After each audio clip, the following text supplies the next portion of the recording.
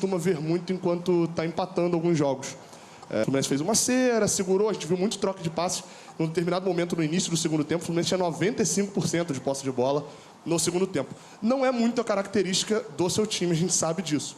Por outro lado, o Felipe Melo falou também, numa entrevista recente, que ano passado um dos erros do Fluminense contra o River foi não saber escolher o jogo para empatar.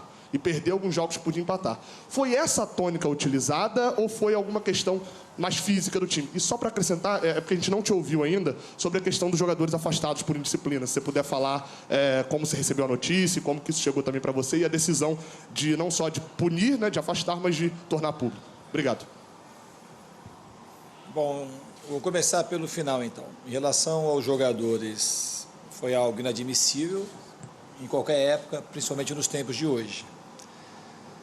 E a gente espera que sirva de correção para esses e para outros, e também para o futebol brasileiro, a questão de se levar as coisas muito mais a sério, porque tem muita coisa envolvida no futebol profissional. São muitas famílias envolvidas e a gente tem que fazer com que a gente aumente ao máximo a nossa chance de ganhar, sem nunca ter a certeza de que vai ganhar. Mas a gente tem que trabalhar com respeito e com o máximo de empenho para que as coisas aconteçam da maneira correta.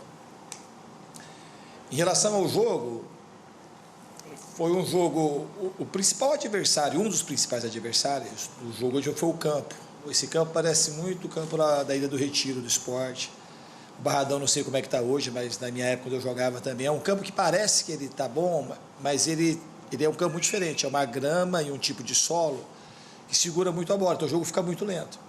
A gente teve que se adaptar ao campo, se adaptar rapidamente ao estilo de arbitragem e àquilo que o seu Porteño também propunha, que é algo parecido com o que aconteceu lá contra o Alianza Lima, que era um campo um pouco parecido, esse mais pesado ainda. E para a gente ter mais chance de fazer o gol, a gente tinha que se arriscar bastante. Teria que fazer um jogo mais por dentro para poder desestabilizar o corredor central, para depois usar o lado. E tentando fazer isso, a gente ia ficar muito vulnerável para os contra-ataques, era o que eles queriam.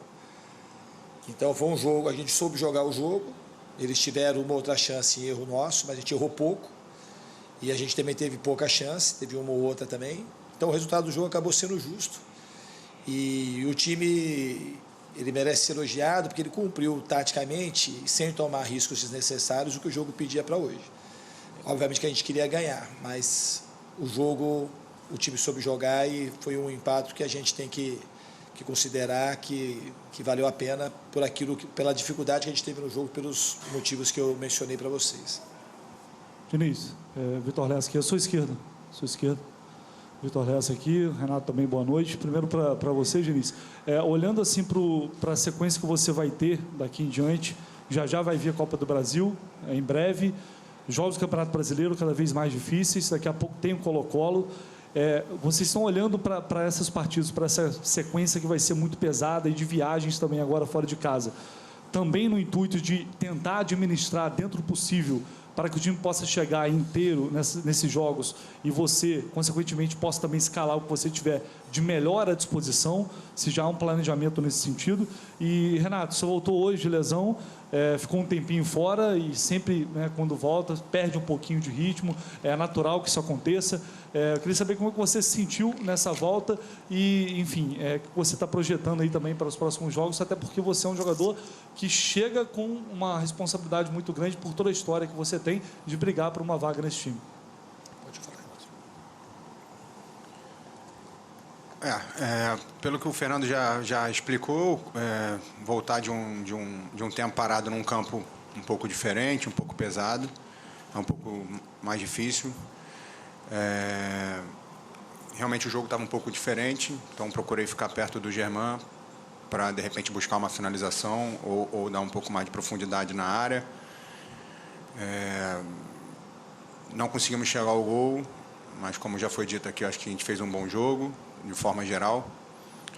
E o importante é que eu me senti bem, agora gradativo poder crescer, melhorar, para poder ajudar a equipe, que é o que é mais importante. Não importa se vou sair jogando ou não, minha preocupação única é poder ajudar a equipe. Em relação ao planejamento, obviamente que a gente mais do que o planejamento, a gente tem pensado muito sobre a sequência de jogos. Porque o planejamento, ele nunca você consegue cumpri-lo de maneira integral. Hoje a gente já teve uma baixa do André, a gente não sabe o tempo que ele vai ficar afastado. E a gente não sabe também como os jogadores vão reagir. Ontem a gente treinou num campo lá todo enlameado, por causa da chuva.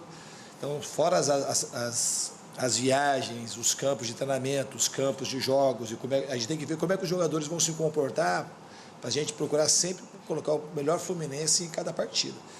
Então, a gente provavelmente não vai conseguir fazer o que a gente quer, mas a gente vai saber fazer aquilo que a gente precisa para esses jogos que a gente vai ter pela frente. A gente espera, de fato, que a gente consiga atuar bem, a gente está procurando dar informação para todo mundo e quando a gente achar necessário fazer as mudanças pontuais, a gente vai fazer. Aqui, tudo bom? Rafael Sibila, Globo, tá ligado, né? Renato, queria perguntar para ti, vocês citaram bastante em relação ao campo de jogo hoje. Você conhece melhor do que ninguém nesse elenco o campo lá da Arena Corinthians. De que forma, então, esse campo da Arena Corinthians pode favorecer o estilo de jogo do Fluminense para o jogo do fim de semana? E para o Fernando Diniz, queria que você falasse, curioso o que o Jean veio me falar, ele falou, pô, o Fábio parece vinho, cada vez, quanto mais velho, fica melhor. Queria que você falasse um pouquinho dessa defesa final dele ali, que garantiu pelo menos um ponto. E sobre os garotos, já há uma previsão da punição, de quanto tempo eles ficarão afastados? Porque a gente sabe que até o jogo do Corinthians eles não estarão presentes. Mas já há uma previsão de quanto tempo eles irão desfalcar o elenco? Bom, talvez a Arena, né, conjunto com o Beira-Rio, talvez os dois melhores campos do Brasileirão, de uma forma geral. Então, talvez isso possa ajudar, mas como o Fernando já falou aqui, muitas coisas vão acontecendo no meio do caminho e a gente tem que estar preparado para todas as situações e chegar lá na Arena, fazer um grande jogo, voltar a vencer para poder subir no Campeonato Brasileiro. Até vou aproveitar essa questão do Renato, que o campo do Corinthians ele é excelente, só que também é um campo diferente. É quase que o oposto desse campo. Então, para quem não joga lá constantemente, não é um campo fácil de se jogar. Ele só é excelente. Mas como é excelente, não é fácil de jogar? Porque tem uma adaptação um campo desse também. É um campo muito mais rápido, inclusive até do que o Beira-Rio. Que é um campo, lá tem grama misturada, o campo está sempre baixinho, sempre muito molhado. Então você vê lá que muitos jogadores erram passe até se habituar, a bola quica e a bola sai, porque o jogador não tem o kick da bola, muito jogador escorrega. Então também é um campo que beneficia mais quem joga sempre, que é o Corinthians. Em relação aos garotos, a gente não tem uma previsão, isso é uma coisa que a gente vai conversando dia a dia. Em relação ao Fábio, eu não canso de dizer, o Fábio é um cara que ele tinha que ser mencionado mais vezes, porque ele é espetacular. A idade que ele tem e o que ele faz, a maneira como ele se comporta no dia a dia, como ele ajuda as pessoas. Então, um cara com 43 anos é um símbolo aí, que infelizmente não disputou a Copa do Mundo, que merecia pelo menos ter disputado pelo menos uma, porque é um craque. Obviamente que a gente sempre teve grandes goleiros, nos últimos 20, 30 anos, mas ele era um cara que merecia ter disputado uma Copa do Mundo, porque ele é muito diferente como goleiro e como pessoa. Então, a gente fica muito honrado de poder trabalhar con un cara de ese nivel aquí. Buenas noches para ambos, para Fútbol a lo Grande. Fernando, le quiero consultar, se quedó con una duda en el gol anulado y en su primera respuesta hablaba del nivel de arbitraje. ¿Qué no le gustó? Quanto ao gol, parece que o VAR foi bem anulado, eu não vi a imagem ainda. E da arbitragem eu não tenho muitas questões hoje no jogo de hoje. Acho que ele usou critério para os dois lados, está deixando o jogo correr, que é um estilo da própria Copa Libertadores. Então eu não tenho queixa nenhuma da arbitragem no dia de hoje, não.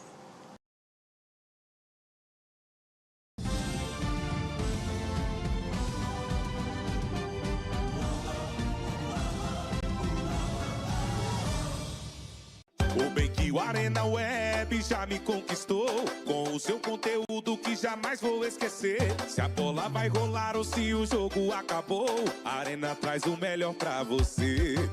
Eu já tentei em outros canais diferentes, mas só a Arena Web agrada minha mente. Agrada minha mente. Vai!